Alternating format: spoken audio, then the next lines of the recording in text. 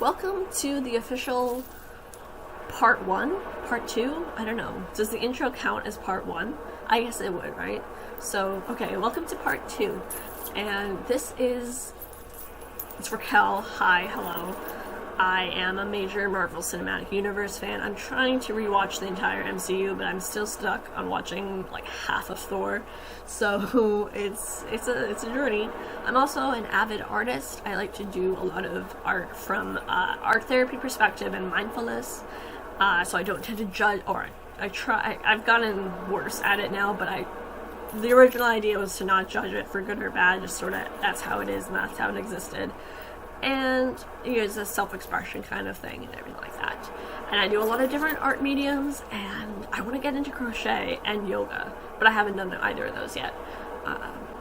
And other little things about me, I love rainbow lighthouses, I have a doggo, and I work per diem right now, and I do a lot of advocacy work. And yes. So that's a little bit about me. I'm also 27, by the way. I'm going to be 28 this year. And we're going to jump into the video. So I'm going to talk in this section. I don't know exactly which hospitalization. However, at the same time, trigger warning, I'm going to talk about psychiatric hospitalizations as well as some suicidal ideation and depression, BPD, OCD type of thing. And I'm also not a crisis service, by the way, so please don't reach out to me thinking I'm a crisis service. I'm not. I'm just someone up here with lived experience and an expert only in my own lived experience, and not a crisis service, not a hotline, not any of that. So please reach out to your local resources or national resources rather than me. I mean, if you reached out to me, I would direct you to those resources, but yeah, don't come to me first. Go to someone who's a professional who can actually help you more than I can, in a sense. At the same time, if you do reach out to me and you do, I ask you questions or I get the idea that you're a danger to yourself, I will reach out to local resources or national resources to try to get you the help that you need.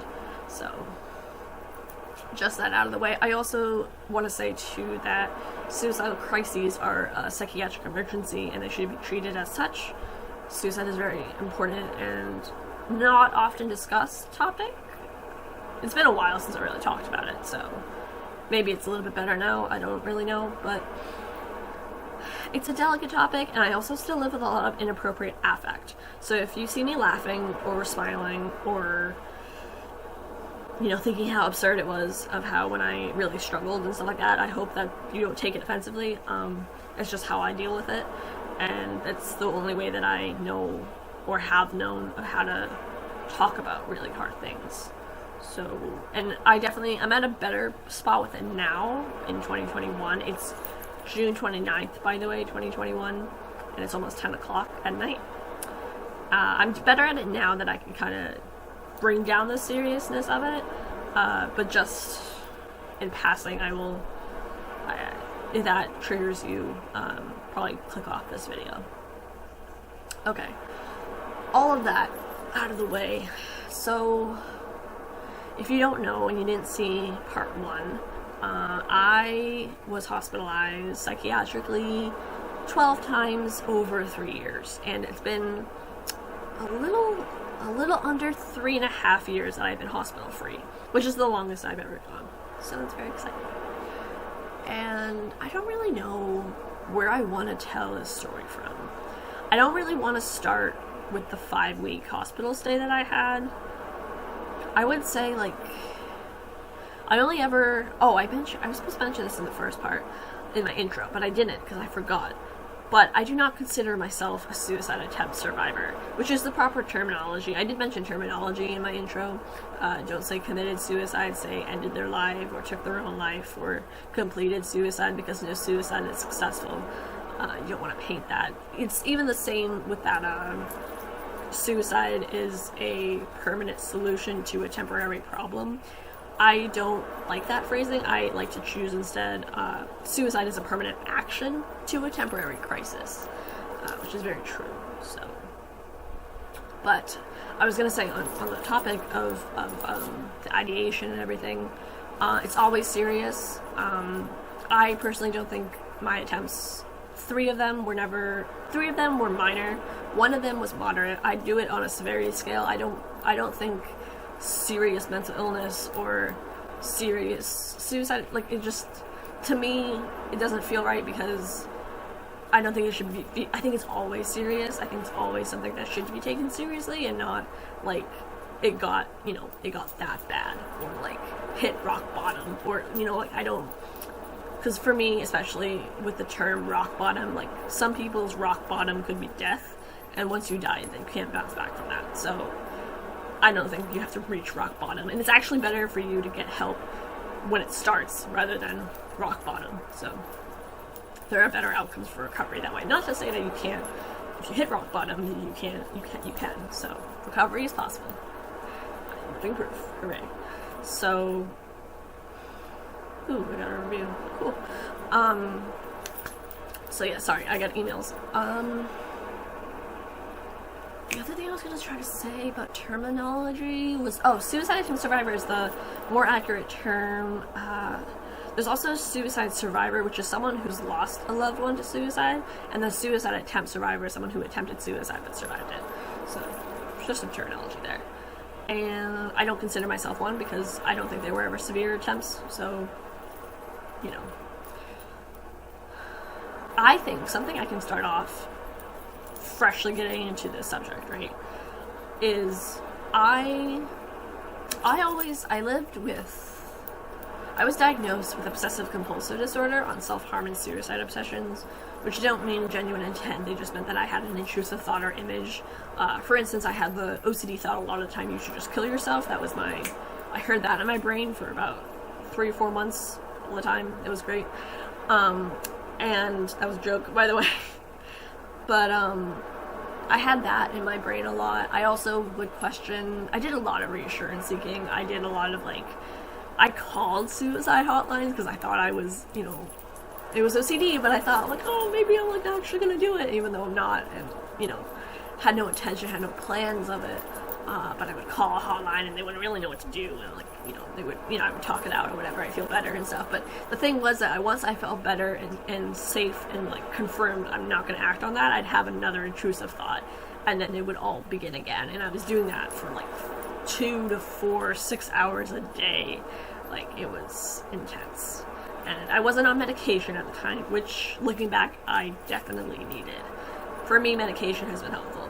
Not always helpful for everybody, but I only talk from my lived experiences, and I'm not a self-run crisis service or anything like that. I'm just someone with lived experiences, and I'm going to talk with my I statements. Sometimes I mess up, sometimes I say you statements or we statements, so just beware. So, I was diagnosed with OCD then. Another video I want to do is the help-seeking behaviors that I had for the majority, I guess, of my recovery. And it only changed in 2018, unfortunately. But recovery also is not linear. It's this very up and down, problematic thing. But yes, some of the OCD thoughts I originally had was you don't have OCD. Do you really have OCD? Maybe it's not OCD. Or, even just you should just kill yourself. Or, do you really want to act on that? You probably do. Stuff, random things like that. And I would also have the reassurance seeking, so I would go to crisis appointments at my campus and thinking I was a danger to myself, and it was nah, this is just OCD. So for me, the big core of it was always OCD. And when I was diagnosed in my abnormal psych class, so not in the class, but I was taking that class at the time, which was funny because we just covered OCD, and I was nah. But I was only thinking of OCD in the sense of number, counting, or, hand washing and things like that, not mental, in your brain compulsions, which is what you do to relieve the anxiety or distress that the OCD is causing. So I only ever thought of it like that, and I was they were yeah, harm OCD, and I was nah. And then I looked it up later, and I was yeah.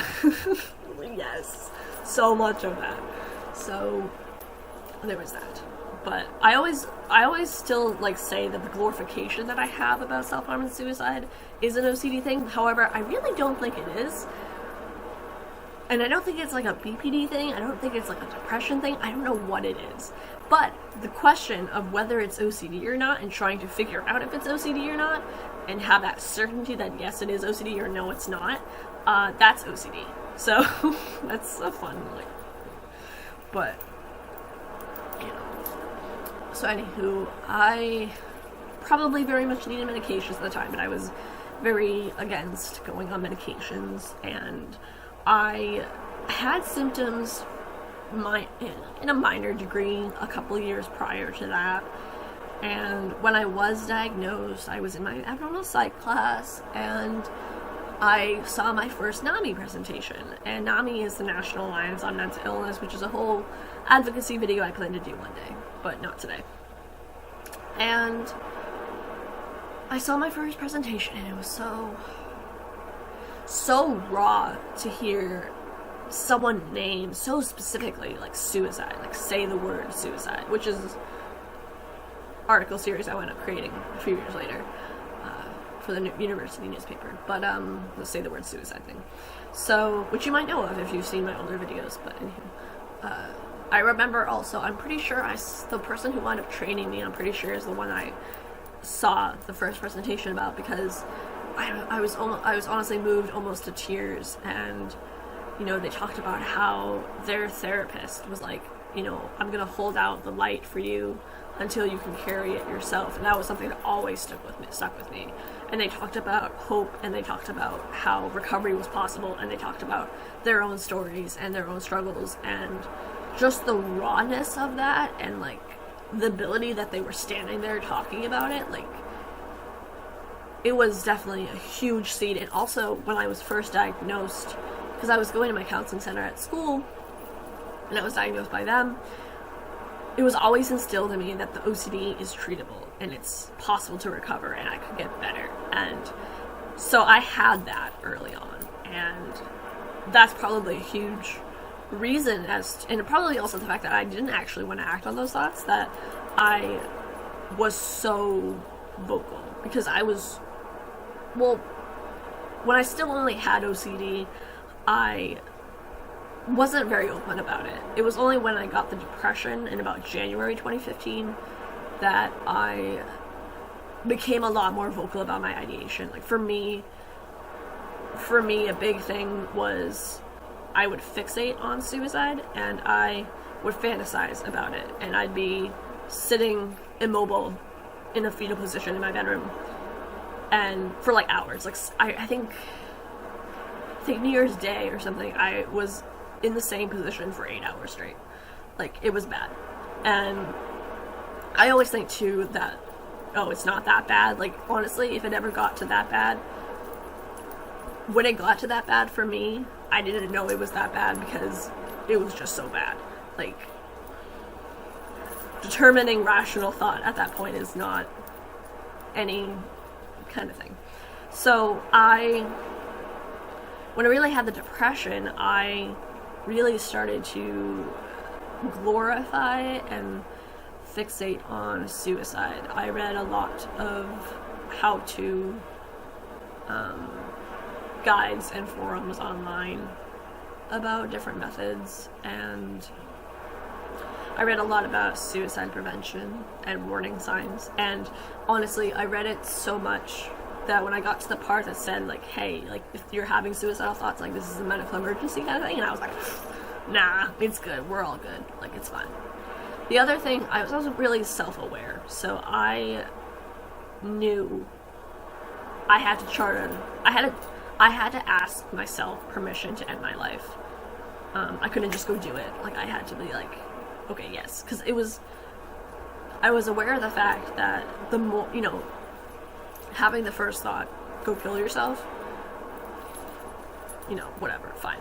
Like, okay, whatever. After 2 hours of me thinking, you should just kill yourself, I would start to break down.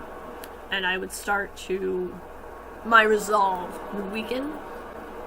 And after like 4 hours or 12 hours or whatever amount of hours, finally my brain knew, you'll say yes eventually. And we just have to wait for that moment. And,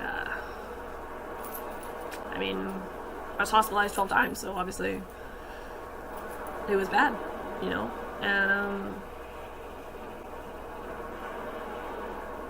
yeah, it was bad. And I had different plans throughout the years. They were never the same plans. They were always different, kind of. I was always very, particular.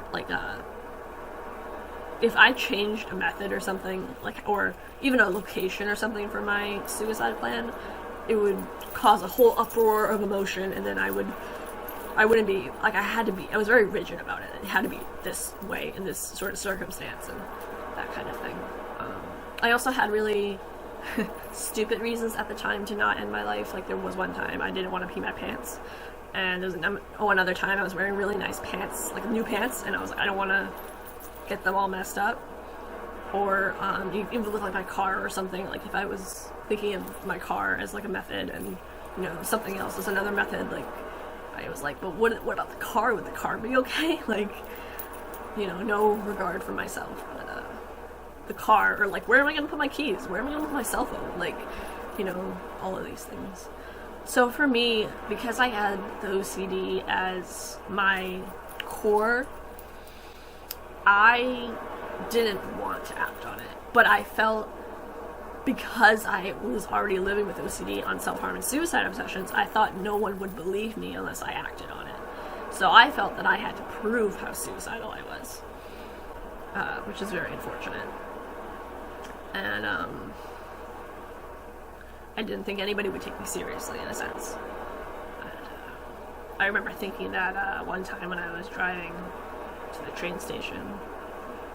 I remember other times when I would be driving, I would just be sobbing because the thoughts were so thick that I could just act right then and there. And the fact that I couldn't, I think for me, the OCD was really I can't act on it. It was, I'm so afraid of acting on it. And then when depression or borderline or something else came around, then it was I can do that now. And I swear from 2015 to 2018 though, it was almost always OCD. And then in 2018 it became depression. And that was the first time that I was probably ever really, really that close to ending my life, in 2018.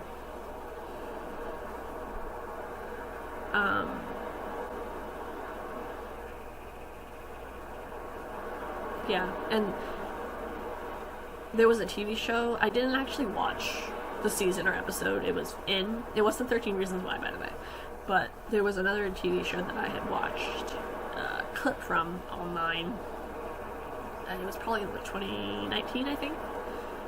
And a character in the show died.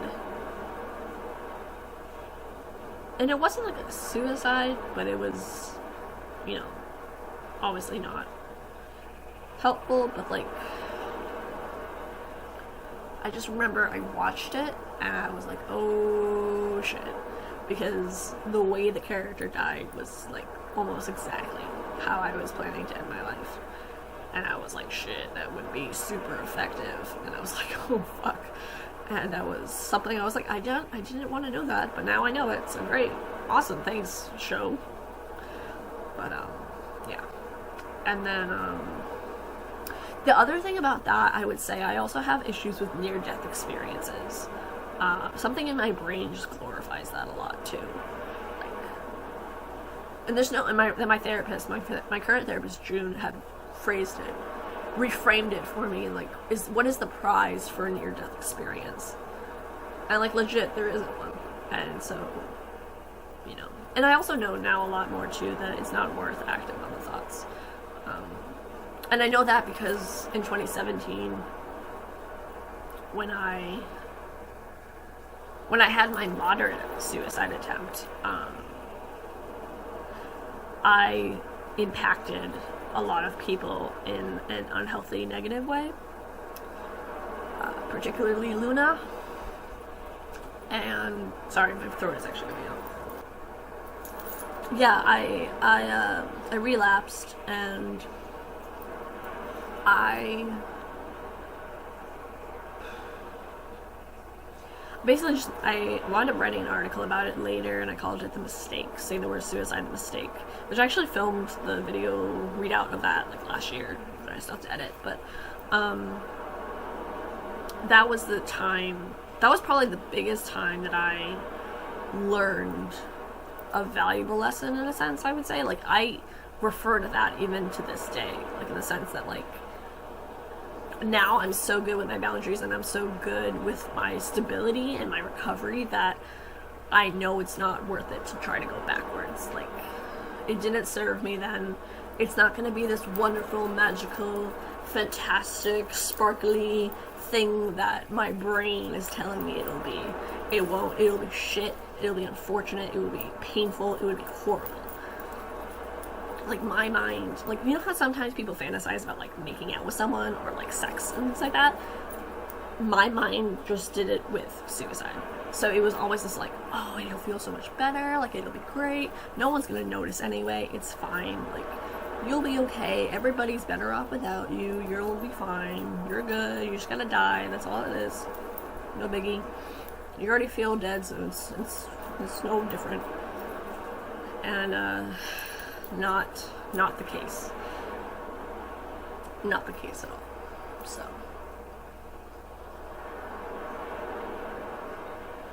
I'll probably end this part here because this is enough for right now. I don't know if I'll film one last video. Is there anything else I want to say? I'm going to change the lighting for the next video if I film it right after this one. I guess one last thing I'll say is I definitely had to teach myself what an emergency was.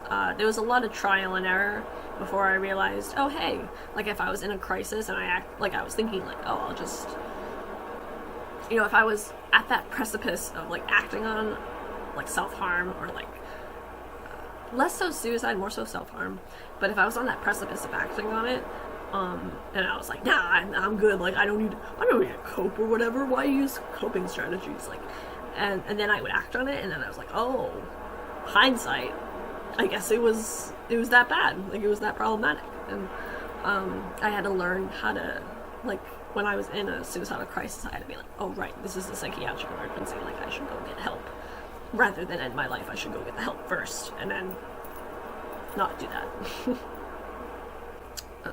So yeah, I'll talk a little bit more in the other section real quick, but then I'll just do the third video and then it'll be it for today. So, as always, thank you for watching my rambles and some of my story, I suppose, more of my story than I've, you know, touched on in the past, I guess, or at least recently.